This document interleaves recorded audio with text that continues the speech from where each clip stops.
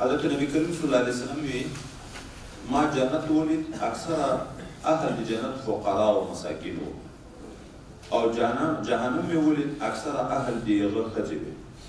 دا لیدل یا د معراج په شپه یا د خوب حالات یا صورت کسوف چې لمر تندر نیولی و په لمانځه کې حالات د جنت او د دوزخ دواړه خدای په ورته منکشف کړل. اکثره اهل د نار ښځې جنت کې هم ښځې شته او ډېرې دي، هر جنتي د دوه ودونه دي، خو یا اول جهنم کې ډېرېږي، وروسته بیا جنت ته چې ګناهګارې ښځې راوویستلی شي د جهنم نه، نو بیا به په جنت کې ډېرې شي. د ښځو په باب کې بار بار موږ تاسې دغه خبرې اورو. نبي علیه السلام ښځو ته ویلي چې ښځو صدقې ډېرې کوي. ما تاسې ولیدې چې اکثره اهل نار د جهنم والا یې دی.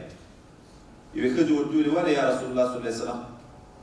وایي یو دا چې تاسې د خولې د نګاه نه پوچ ورځ ډېر ویایې، او دوم دا چې تاسې د خپل مېړه ناشکري ډېره کوي. او روایت کې راځي هغه ښځې جهنم ته ډېرې ځي چې څو صفات لري. هغه ښځې چې پټ راز تیتوي، امانت خبر میړه ورته وکړي، خسر یا خوا کې یا یو بل څوک ورته وکړي، پټه خبر دغه خبرې په خلکو پسې تیتوي، پټ راز نه پټوي. یو بل هغه ښځې جهنم ته ډېرې دي چې په دوی کې بخل ډېر وي. دریم هغه ښځې چې په غوښتنه کې بیا الحاح کوي چې میړه تنګوي، ما ته دا شی راوړه دا راوړه، تنګوي، د هغه فقر او حاجت او دغه ته نه ګوري، الحاح ډېر کوي.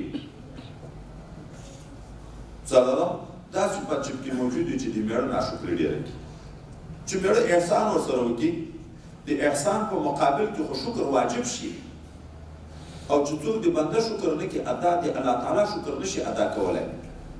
خو دوی داسې ناشکره دي چې ټول عمر نبي علیه السلام یې دوی خوشحاله وساتي، چې یوه ورځ درنه خفه شو، زه دې ویې چې زه چې تا کره راغلی یم ما خیر نه درلره، د ټول عمر د احساناتو نه انکار وکړي. چې د بنده دغه نعمتونه چې په سترګو ویني شکر یې نه کو ادا، نو د الله شکر په طریقې اولاد نشي ادا کولی، یا یې الله هغه شکر نه قبلوي. او فقرا چې صبر کوونکي دا بیا جنت ته ډېر ځي، بلکې تر غنیانو نه 1500 کاله مخکې ځي، ځکه د دنیا په نیکو اعمالو په بدله کې خدای پاک دوی ته دنیایي نعمتونه نه دي ورکړي، نعمتونه ټول آخرت ته پاتې وي. دا بل روایت کې نبی کریم صلی الله علیه وسلم په جهنم کې په کفارو کې هغه د کم عذاب چښتن هغه څوک چې دغه لاندې تلو کې د اور سکروټې وي، خو مازغه یې هلته یشېږي بهیږي. لکه د ابو طالب په متعلق کې چې راځي چې هغه ټولو کفارو کې کم عذاب د ابو طالب ده. کله زحزح ټکی راځي، زحزح د تنکي ډنډ د اوبو ته ویلی کېږي، چې دا پلته د بېډیو پورې پټېږي چې دومره اور کې ولاړ ده. کله راځي چې څپلۍ د اور دي، کله راځي چې سکروټې د اور، خو هلته په مازغه یې په سر کې ایشېږي او راتویږي. هغه هر څومره کم اور دی چې دم خدای په کمتوب نه پوهېږي. ولې خدای پاک هم دې وساتي؟ وایي د جهنم د کم اور طاقت د دنیا غټ غار نه لري. دی په تخفیف نه پوهېږي، ده خیال به دی چې تر ټولو خلکو نه د ما عذاب زیات ده او دی هغه کم ده. لکه په جنت کې چې هغه د کم رتبې چښتن وي، ده خیال دی خدای پاک داسې خوشحاله کړی چې ده خیال دی چې تر ټولو خلکو نه په ما غټ نعمتونه خدای پاک کړي. او په واقع کې څومره ډېر فرق ده کې دلته په عذابو کې هم دغسې فرق ده. دا وروسته روایت کې نبي علیه السلام د جنتیانو د جهنمیانو علامې په دنیا کې ښیي. زه تاسو ته ټولې علامې دا نه دي، خو هسې د موضوع موافق په هغه ځای کې دا علامې ذکر کړي. زه د جنتیانو علامې نه کوم درته بیان چې جنتي څه خل سړی وي. كل ضعيف متضاعف لو اقسم على الله لأبره. هر ضعیف متضاعف څه معنی؟ یو سړی عاجز ده، خو خلک دته په لوی نظر ګوري، قدر یې کوي، احترام یې کوي. یو سړی عاجز ده، خلک هم په تحقیر ورته ګوري، د خلکو د طرف نه متضاعف شوی، نو دغه انسان ته بالکل هیڅ التفات هم نه وي، نه ده ته ځان غټ لیدی کېږي، ځکه که خلک یې قدر کوي، که دی په واقع کې ضعیف هم وي، هغه د خلکو د قدر د وجې نه ځان یو څه ورته لیدی کېږي.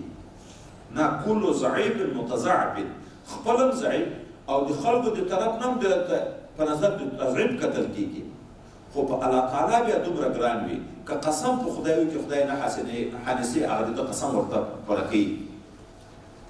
دا ملنګان، دغه درویشان، دا غریب طبقه خلک چې د خلک په هېڅ نظر نه ورته ګوري، دغه اکثره اهل جنت دي.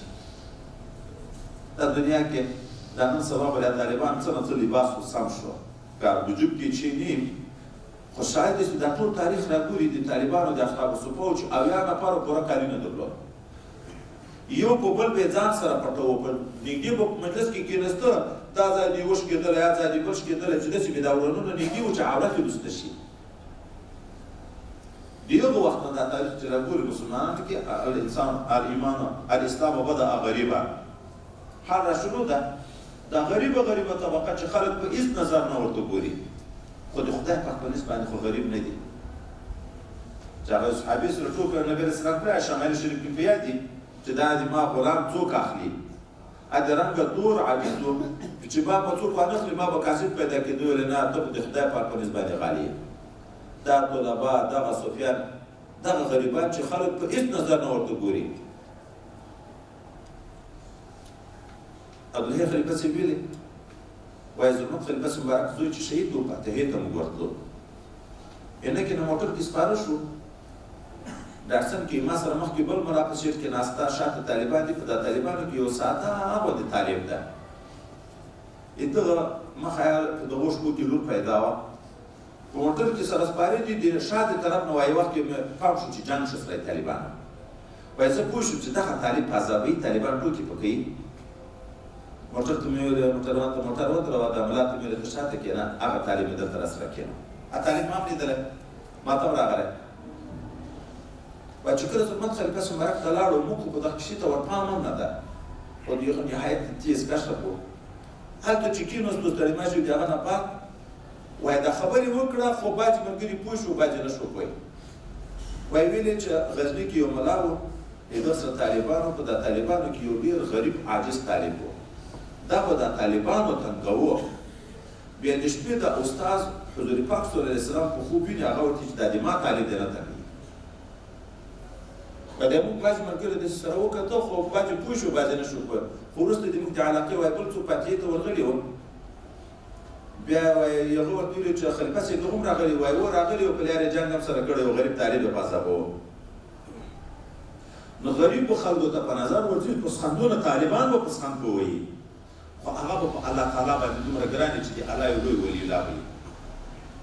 او د جهنمیانو علایم خدای هم دې وساتي. نبی اسلام جهنمیان څوک دي چې زه در وکړم اهل نار، کل عتول جواز متکبر، عتول لن قابل، بد اخلاق، پوچ گوی، هر خبره کې کنځا پوچورات دغه استعمالوه، او جواز جموع ممنوع، دنیا ډیروه او د خدای په دین کې ما لګوه. دغه ډیروالی د دنیا جمع کول د دنیا، دغه هم علامه د جهنمیانو ده. او متکبر لویی کوونکی، درې صفات دا به د جهنمیانو ذکر کړه. هر هغه انسان چې بد اخلاقه وي، پوچګویه او دنیا ډیروي، د خدای پاک په لار کې نه لګوي، او متکبر، دغه علامې بیا د جهنمیانو دي. دا یې د دغه دپاره ذکر کړي پیغمبر علیه السلام چې باید چې جنت غواړې ځان به عاجزي به غوره کوې، ځان به ضعیف که خلکو په اهانت نظر درته کتم ته به پروا نه لرې، متضعف دې وي د خلکو د طرف نه.